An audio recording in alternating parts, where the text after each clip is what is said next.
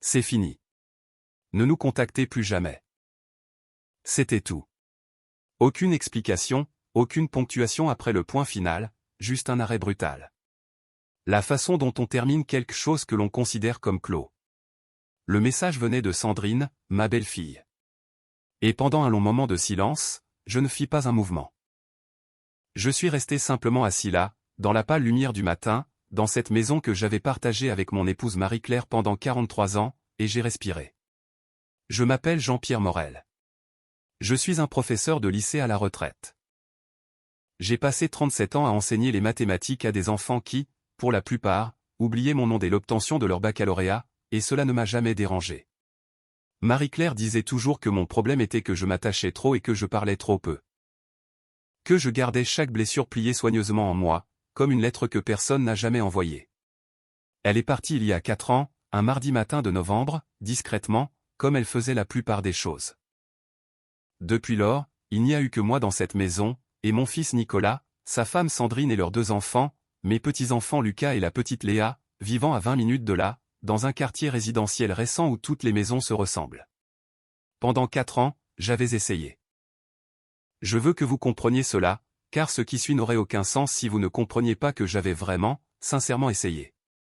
Après le décès de Marie-Claire, je pensais que le deuil pourrait nous rapprocher. Que la perte a une façon de rappeler aux gens ce qui compte vraiment. Je me trompais. Sandrine ne s'était jamais attachée à moi, même au début, quand Nicolas l'avait présentée à la maison, et j'avais commis l'erreur d'exprimer une légère inquiétude quant à la rapidité de leur fiançailles. Je l'avais dit une seule fois, en privé, à Nicolas, et Sandrine ne me l'avait jamais pardonné. Je le sais parce qu'elle me l'a dit 4 mois après le mariage, dans un langage précis et clinique, affirmant que je lui avais manqué de respect et qu'elle ne l'oublierait pas. Je n'ai pas discuté. Je me suis excusé. J'ai envoyé des fleurs. Je suis venu à chaque anniversaire, à chaque spectacle de l'école, à chaque petite occasion avec des cadeaux soigneusement choisis et des manières irréprochables. J'ai fait du babysitting quand ils en avaient besoin. J'ai conduit Lucas à ses entraînements de football quand Nicolas voyageait pour le travail et je suis resté avec Léa quand elle avait de la fièvre et que Sandrine avait une conférence téléphonique qu'elle ne pouvait pas manquer. J'ai balayé mes opinions sous le tapis de ma propre maison et je n'ai dit que ce qui était sûr, chaleureux et consensuel. Je pensais, peut-être bêtement, que l'amour était assez patient pour survivre à la méfiance. Mais Sandrine avait un talent pour créer de la distance là où il n'y en avait pas, puis pour me reprocher ce fossé. Si j'appelais trop souvent, j'étais envahissant. Si j'attendais qu'ils appellent, j'étais froid et indifférent. Si j'offrais des cadeaux aux enfants, j'essayais d'acheter leur affection. Si je venais les mains vides, je ne faisais aucun effort. Il n'y avait aucun comportement correct, seulement l'accumulation de preuves qu'elle construisait silencieusement contre moi, brique par brique invisible. L'incident final, celui qui a produit ce message de 7 mots, était le suivant. Nicolas avait mentionné lors d'un dîner 3 semaines plus tôt qu'ils envisageaient de rénover la cuisine. J'avais dit en passant, sans aucune intention d'ingérence, que Marie-Claire et moi avions fait la même chose il y a 25 ans et que cela avait coûté beaucoup plus cher que prévu. Je l'avais pensé comme une mise en garde bienveillante. Sandrine l'avait entendu comme une critique de ses choix. Elle était devenue très silencieuse, avait esquissé son sourire particulier, celui qui signifie qu'elle enregistre tout, et n'avait rien dit. 3 semaines plus tard, le message est arrivé le jour de mon anniversaire. Je me suis donc assis à la table de ma cuisine, dans la maison que Marie-Claire et moi avions bâtie ensemble, et j'ai pris une décision. Pas de colère, pas de cette manière tremblante et impulsive dont sont faites les décisions prises dans la douleur. Je l'ai prise de la façon dont je résolvais autrefois les équations au tableau pour mes élèves, étape par étape, d'une main ferme. Je n'ai pas répondu au message. Au lieu de cela, j'ai appelé mon vieil ami et ancien collègue Marc, qui me demandait depuis 2 ans de venir lui rendre visite à Lyon. J'ai réservé un billet de train pour la semaine suivante. Puis j'ai appelé ma sœur cadette Françoise, à Bordeaux, à qui je promettais une visite depuis plus longtemps que je ne voulais l'admettre. Je lui ai dit que je venais. Elle a pleuré un peu au téléphone, de ses bonnes larmes. Ensuite, j'ai appelé le centre social à 2 rues de chez moi, où j'avais autrefois été bénévole pour donner des cours de soutien à des élèves en difficulté avant que les aléas de la vie ne s'en mêlent, et j'ai demandé s'ils avaient encore besoin d'aide. C'était le cas. Je me suis inscrit pour commencer le mois suivant. Rien de tout cela n'était une vengeance.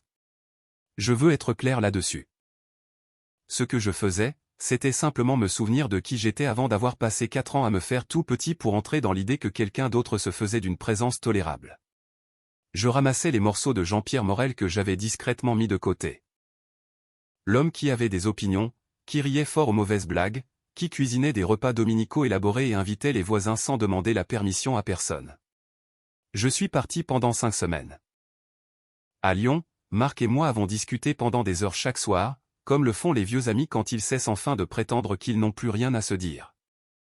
À Bordeaux, Françoise m'a nourri jusqu'à ce que je doive desserrer ma ceinture et nous avons regardé de vieux films, et elle m'a raconté des histoires sur notre enfance que j'avais en quelque sorte oubliées. J'ai visité le Mont-Saint-Michel par une matinée claire et je me suis assis sur les remparts avec des inconnus, j'ai mangé des choses simples et j'ai ressenti, pour la première fois depuis des années, une paix totale. Nicolas m'a appelé 11 jours après mon départ. Il semblait confus, puis inquiet, puis discrètement honteux. Il a dit qu'il n'avait pas été au courant du message avant que je ne sois déjà parti, que Sandrine l'avait envoyé sans le lui dire. Je l'ai cru.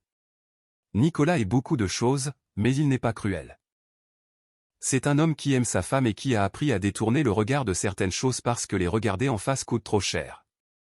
J'ai compris cela. Je l'avais fait moi-même pendant 4 ans. Je lui ai dit que j'allais bien. Je lui ai dit où j'étais. Je lui ai dit que je l'aimais, parce que c'était le cas, sans condition. Je ne lui ai pas demandé de choisir. Je n'ai pas dit un seul mot contre Sandrine. J'ai simplement dit que j'avais réalisé, assis seul le jour de mon anniversaire avec un café froid, que j'avais vécu comme si j'avais besoin d'une permission pour exister dans ma propre vie, et que j'avais décidé, tranquillement et sans fanfare, d'arrêter de faire cela. Il est resté silencieux pendant un long moment. Puis il a dit, « Je suis désolé papa. » Et j'ai répondu, « Je sais, mon fils. Tout va bien. » Quand je suis rentré chez moi 6 semaines plus tard, un message m'attendait. Pas un SMS cette fois. Une véritable carte écrite à la main, le genre de chose qui demande un effort, glissée sous ma porte d'entrée. C'était de la part de Sandrine. Ce n'était pas une longue carte. Elle ne contenait pas d'excuses élaborées ni de grands aveux de culpabilité. Elle disait, « Les enfants vous réclament. Lucas pose des questions sur vous chaque semaine. Si vous êtes d'accord, nous aimerions venir dîner dimanche. » Je l'ai lu 2 fois. Je l'ai posé sur la table de la cuisine là où, des semaines plus tôt, je m'étais assis avec une tasse de café froid et 7 mots qui étaient censés mettre fin à tout.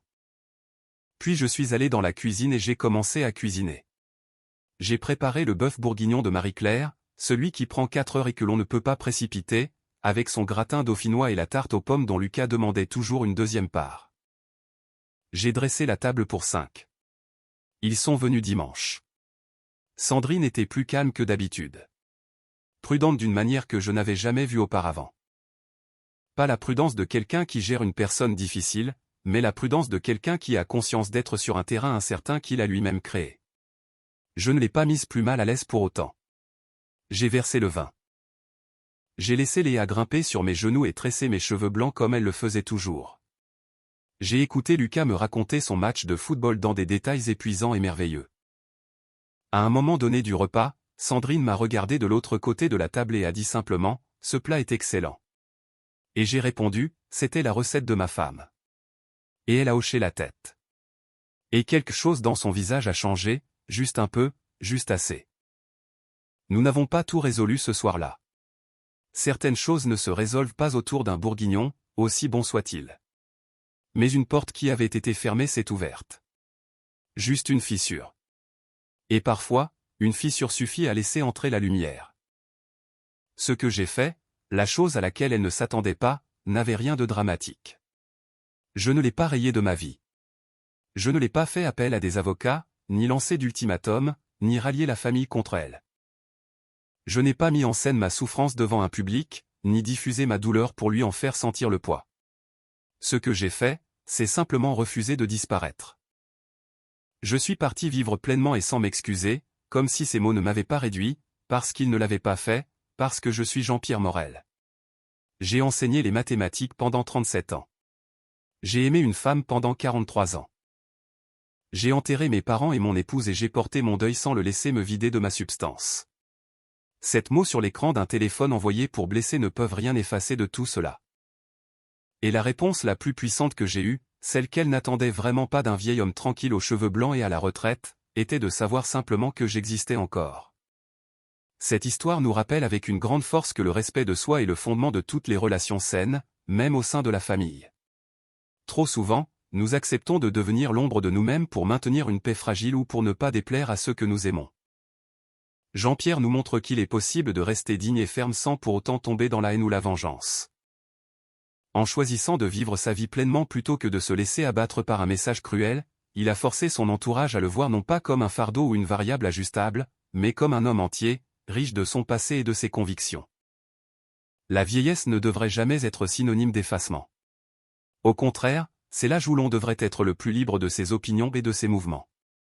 La réconciliation qui s'amorce à la fin de la vidéo n'est pas le résultat d'une soumission, mais celui d'une affirmation de soi tranquille. C'est une leçon de vie universelle qui nous incite à chérir nos aînés et à reconnaître leur valeur intrinsèque, bien au-delà des services qu'ils peuvent rendre au quotidien. Et vous, qu'en pensez-vous?